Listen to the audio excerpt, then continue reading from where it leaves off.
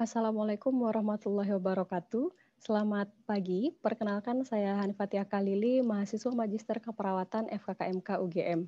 Baiklah, pada video kali ini saya akan menjelaskan terkait hipnosis atau juga yang kita kenal dengan hipnoterapi. Mungkin teman-teman sudah ada yang mengetahui atau juga ada yang belum mengetahui seputar hipnosis atau hipnoterapi. Baiklah, pada video kali ini saya akan mencoba menjelaskan terkait hal tersebut dari ketiga jurnal yang telah saya telaah yang saya dapatkan dari PubMed dan juga Science Direct. Baiklah, dari kata hipnosis itu sendiri pertama kali dikenalkan oleh James Britt yang hidup pada tahun 1795 sampai 1860. Nah, sebelum masa dari James Britt itu sendiri, hipnosis ini dikenal dengan istilah magnetism. Tetapi di Indonesia kita mengenalnya sebagai hipnotis atau juga hypnotism dan juga hipnosis. Nah, dari kata hipnosis itu sendiri berasal dari kata hipnos yang merupakan nama dewa tidur orang dari Yunani. Nah, kita perlu pahami, jadi di sini hipnosis itu berbeda dengan tidur.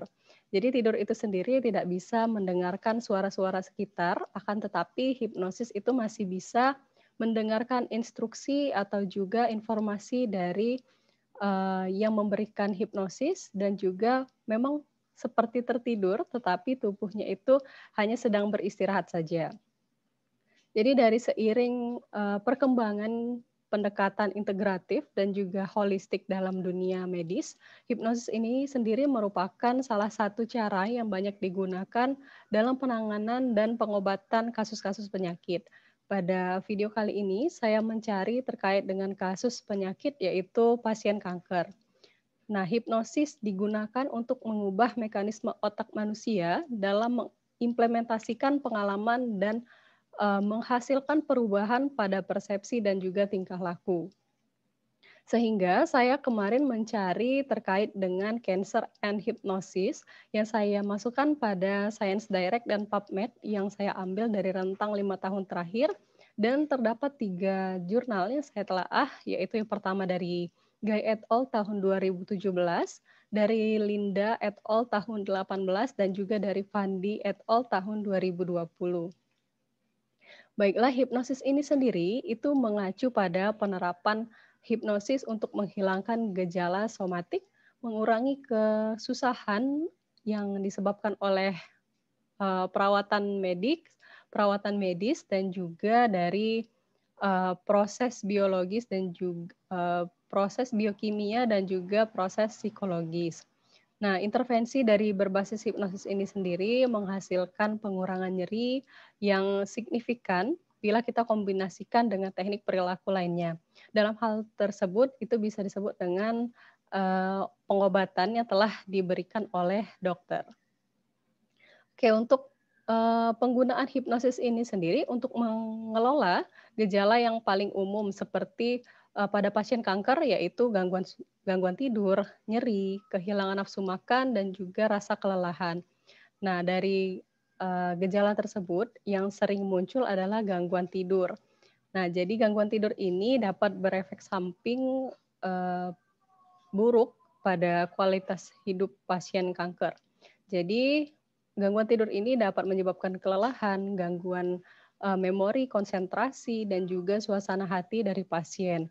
Nah, hipnosis ini sendiri dipahami sebagai kesadaran yang melibatkan perhatian yang terfokus kepada kesadaran perifer dan juga berkurang dari peningkatan kapasitas untuk menanggapi sugesti tersebut.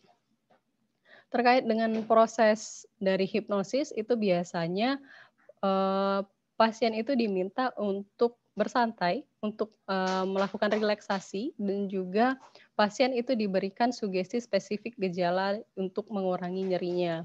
Selanjutnya telah disarankan bahwa model hipnosis ini dapat mencakup dari psikologis yang stabil dan juga dinamis.